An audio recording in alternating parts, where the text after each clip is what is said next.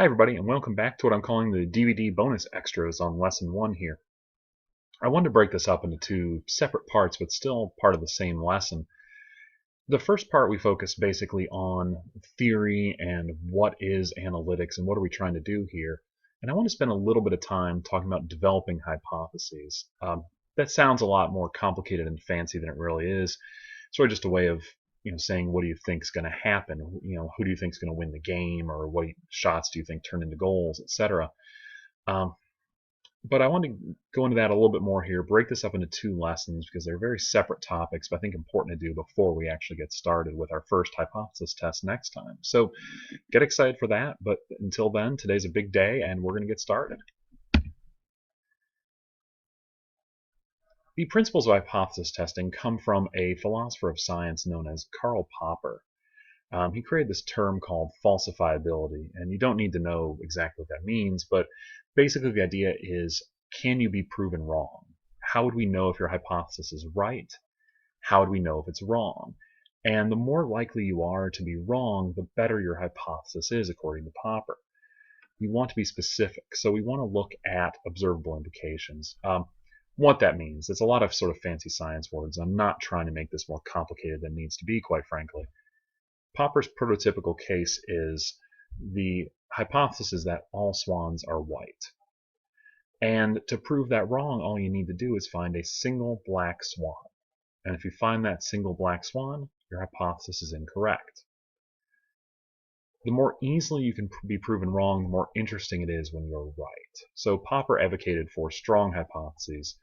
But what I'm talking about here is more, how will we know if you're right?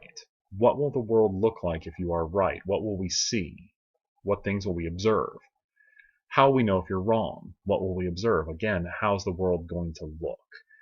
Think about those sorts of things, and that will help you with your predictions as you go further. I wanted to give an example that's pretty popular in soccer analytics Twitter, and it's from the concept of XG. And this is shorthand for expected goals.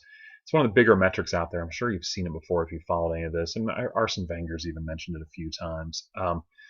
It's sort of one of the biggest things in soccer analytics right now. It's become very popular, and it's become sort of a rallying cry for a lot of people involved in it. So I want to spend a little bit of time talking about it, use it as an example, good one, of how you sort of observe what you expect from a hypothesis here. So our question starts off with, did a shot turn into a goal? We're trying to predict when shots turn into goals, so it's an easy enough observation, right? Did the shot go in the back of the net? It's pretty simple, makes sense. We're going from there. From this, we generate several different hypotheses, and we're going to look to see if each of these lead to more likely to score, less likely to score. So the general hypothesis is higher quality shots turn into goals. The better the shot selection, the more likely it is to go in the back of the net. Pretty simple, right? I mean, this is sort of the clearest example of this idea. Think about what your hypotheses are. What do you expect to see? Well, better shots should be more likely to score. We can refine that even further. To go into Popper's sort of more specific hypotheses are better, we can make that even clearer.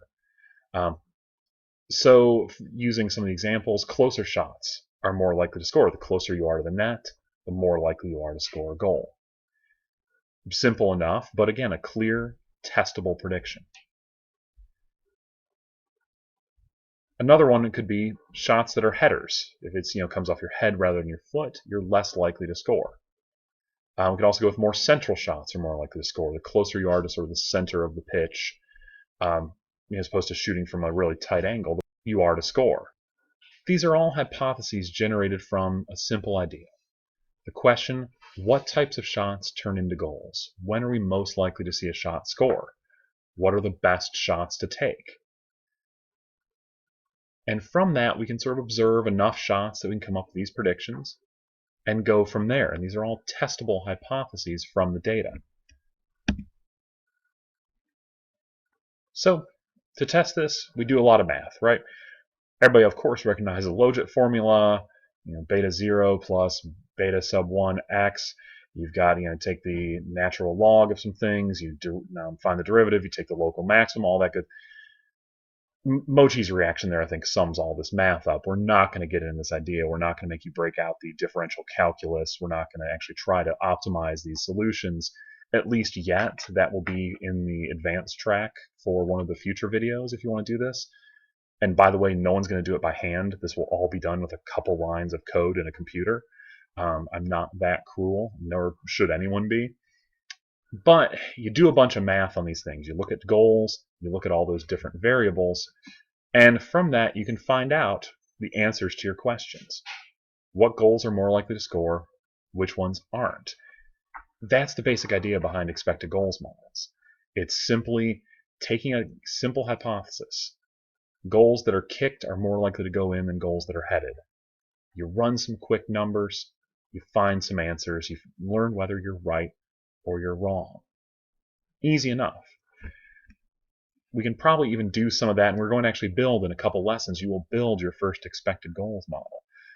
It's going to be exciting. You're going to build it just like everyone else does, all the big accounts on Twitter. You're going to learn sort of the process behind it. You're going to learn everything that goes on.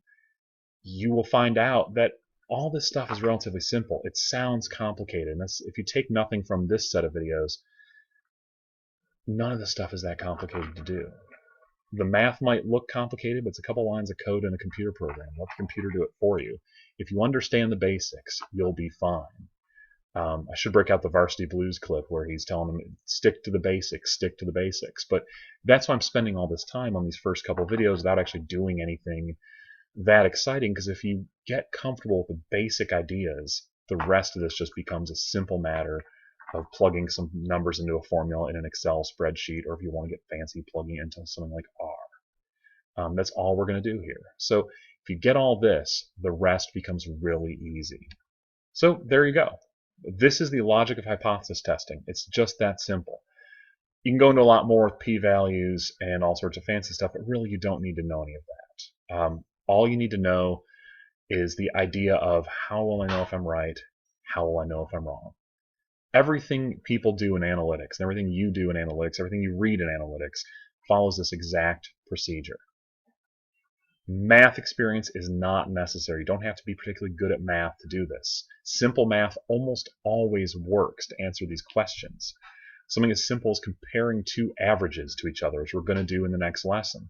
That will answer so many questions for you, and it'll do it so well as long as you're clear, transparent, and set up the hypotheses correctly. These are all things you did back in 5th grade, and you can still do now. More important to follow the logic than the math. If you understand sort of the ideas behind what people are doing, the math just follows from it. So thank you all very much. Once again, I'm going to say this every video. I'm going to keep hammering it home, but I'd really appreciate if you'd all share these on Twitter. Follow me on Twitter if you're not already. I'm on @SoccerMetric. Share these with your friends. Tell people to get involved. Hopefully you're getting a lot from this. Really stay tuned to the next video because we're going to answer our first actual question, which is really exciting. We're going to test whether Jurgen Klopp has been successful at Liverpool. And we're going to do it a few different ways, and we're going to really show you how easy some simple analytics can be.